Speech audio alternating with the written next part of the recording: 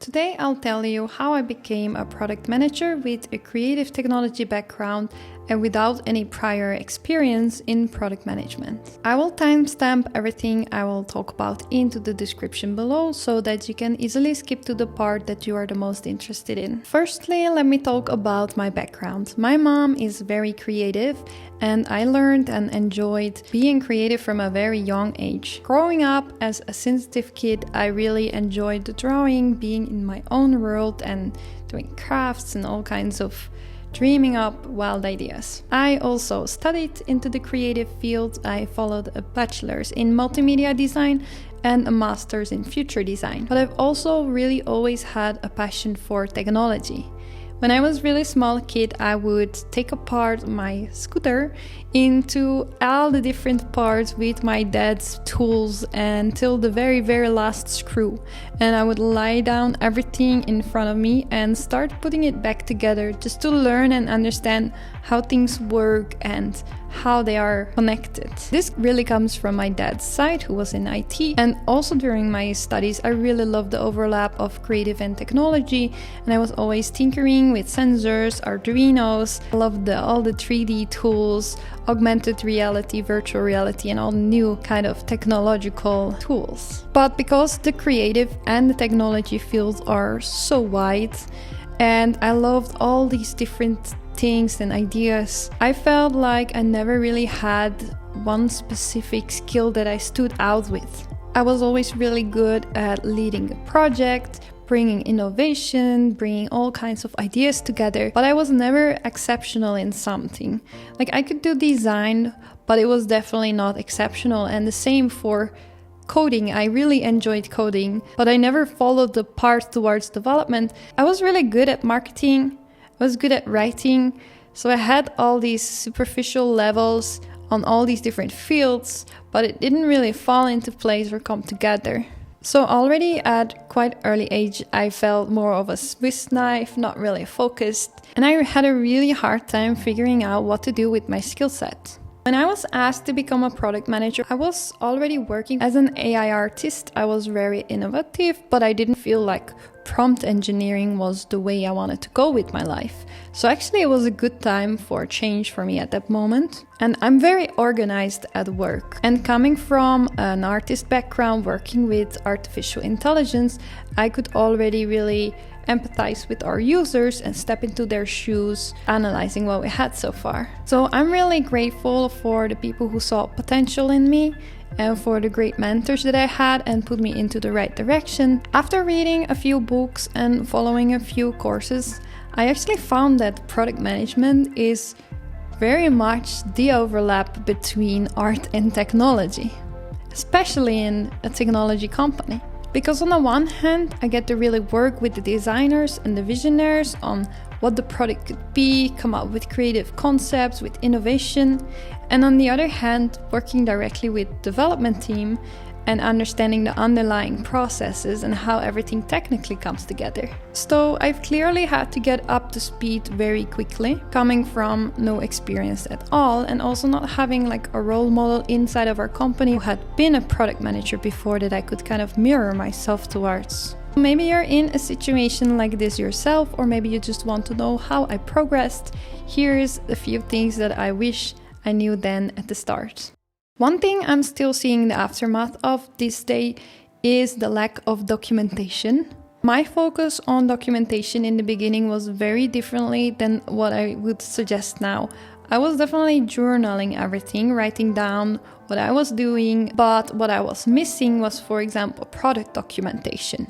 We didn't have a manual or a user guide on how to use the tool. Also, my feedback sessions and all the user testing and the reactions and comments that we had gotten, they were all over the place. There would be an email sheet here, a document there. And right now, I would definitely suggest bringing everything into one place, but not forgetting where the different things came from.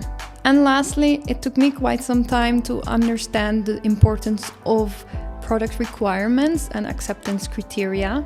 It was only after constantly running into unclear situations or developers having to redo things over and over again that we started to understand that we just need to specify exactly how things should work. Because sometimes you do have developers, and we had them too, who are very creative and they can kind of solve things on their own. But if later we would have wanted something else or we were expecting something else, it's sometimes impossible to kind of like adjust it if they didn't know this at the start. About estimations, I started out heavily relying on our developers for estimations. And when a developer would tell us they could do it in 1 week, I actually thought we could launch the feature in 1 week. And this is a really big mistake in a startup situation where business would really like to go fast, but you set totally unrealistic expectations for the team. Because there are a whole bunch of other factors that need to be counted in. Like, for example, a developer, they can run into trouble. They could run into something that will take them 2 days to figure out. So development always needs a buffer. Second, if your product requirements are not 100% clear, developer has to start thinking, brainstorming about how it should work, and then you'll have to come back to it, maybe like revision it when it turns out that was not what was intended or expected before. And then there is, if you want to develop quickly and you don't mind that things are buggy when you deploy them, it's completely fine to go fast. But if you want to create a quality product without any bugs when you go live, you definitely have to count in time for quality control and for testing. And then we haven't even counted in yet iterating on the functionality or counting in any marketing efforts. In the beginning, I also struggled a lot with priorities and how to manage them. Sometimes I would just eyeball it, think from my own user experience what would be the most important, and other times we would go through it with the leaders and the management team. It was a really messy process, but it got us to our first MVP, our first working product. And then I learned about decision matrix. So you put different priorities and you weigh them against each other based on certain scales. But over time I developed a lot of those, and I had a whole bunch of Excel sheets with all kinds of different skills and different priorities. It took me about 3/4 of a year to figure out the RISE method. And not everyone likes to use this, but for me it really put things into perspective.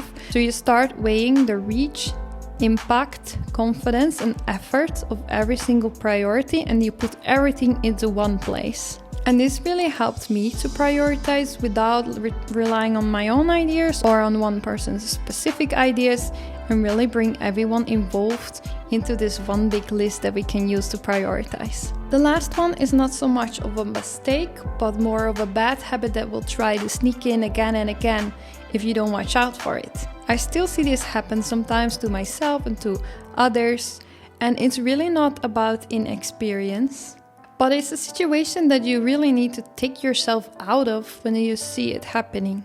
It's what I like to call the middleman syndrome. A product manager is really a key position in communications, and you really find yourself often in between teams like marketing, design, development, leadership. And that's why often all the questions and all the responsibilities for the product come down to your shoulders, especially if you're like the only product manager in your company.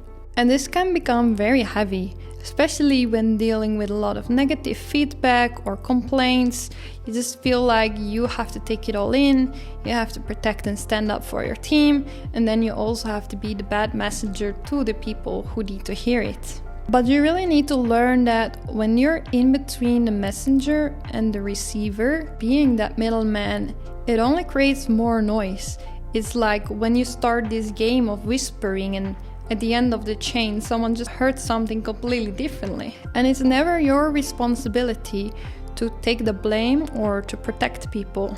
When someone needs to hear something, it's better to have them hear it straight from the source, and you just need to trust in believing that they can handle it. So take it as your responsibility to connect people, to bring the right people to the right meetings, to make sure that everyone who should be involved is there.